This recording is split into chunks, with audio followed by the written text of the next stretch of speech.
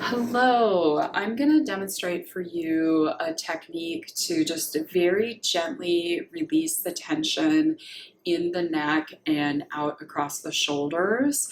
I find this to be fairly accessible to a majority of people. Okay, so we're going to start using the back of the hands, okay? And you're going to hook the lower part of your hand in the neck space and just glide your hands down that V. And we're going to do that at least 6 times. So there's 3. Use a nice easy pressure, whatever feels good in your body. Okay. And we're working specifically with the anterior neck muscles. All right. And then we're going to come out to the next space. So this is where the curve of the neck and the shoulders meet.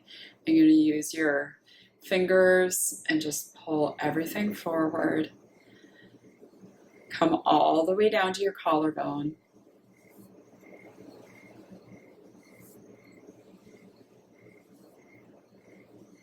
Okay, and now we're going to come out and just sweep the tops of the shoulders, just like you're pulling lint off of the tips of your shoulders here. Okay. All right.